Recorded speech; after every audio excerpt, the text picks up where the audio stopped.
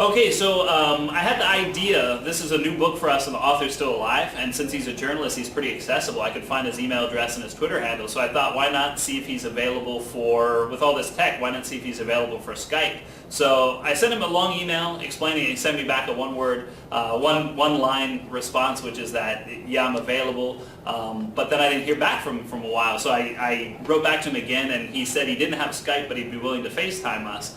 So thanks to the tech department, we were able to get that set up. And really what I was just hoping for the kids was to get an idea of process behind the writing, be able to interact with an author and see that there are choices that are made and that this is a living person before and after the book, and especially since this was a nonfiction book, to see that this was a story that had kind of a before and an after, and just to interact with that living presence that helped create the book. So really, I mean, I could have shown them some emails, I can show them some interviews, but for them to be able to use FaceTime to actually connect with the author is really amazing.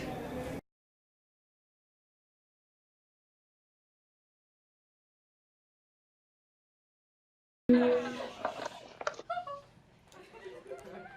Lopez. Hey, how are you? Good, thanks for joining us today. So we still might have a couple people filtering in here, so we'll try to keep this group pretty quiet, but there's a group of about 60 honor students here in Carlisle High School in Pennsylvania, and we'll run them through a couple of questions. Okay. Okay. I loved hearing about your friendship with Nathaniel. So what was your favorite memory that you shared with him?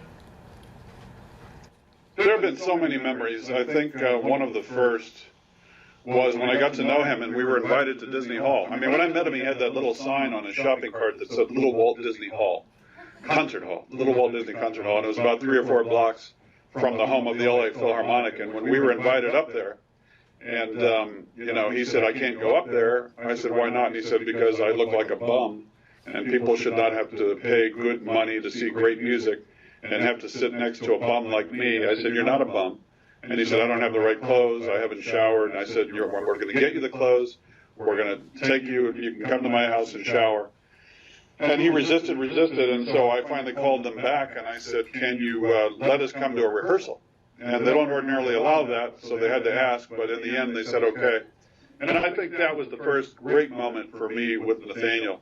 I'll see if I've got the picture of it handy, but a photographer went with us. And to be able to sit there and watch the rehearsal with Nathaniel and to have him explain to me what was going on, because I knew nothing about classical music. Here I am, my instructor is a homeless guy. And I didn't even notice that when we went up there, he was carrying his violin case.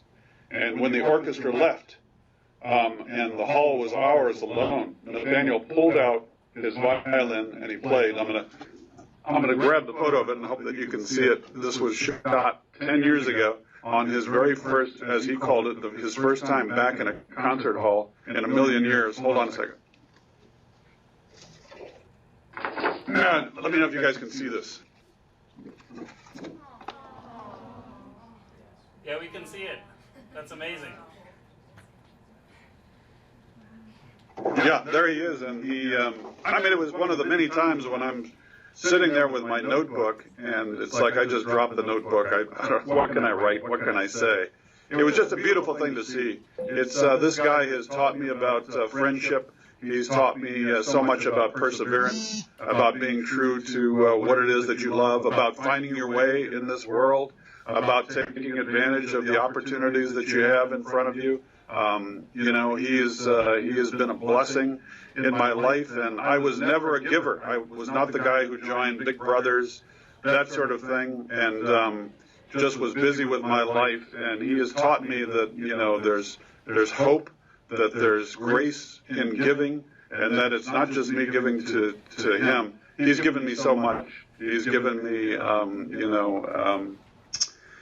just a greater appreciation even of what I do, because I used to envy that he had this art form that would be with him forever, even through this horrible illness. And I even thought about getting out of what I was doing. You maybe remember from the book, and going into the mental health field. I think it was through Nathaniel that I learned that I have a passion of my own, and it's telling stories. And I'd have to say that Nathaniel was, in some ways, the best story I ever had the privilege of telling. Thank you so much. We're out of time. We really appreciate you spending this time with us. Guys. So talking to Steve Lopez was really, really cool.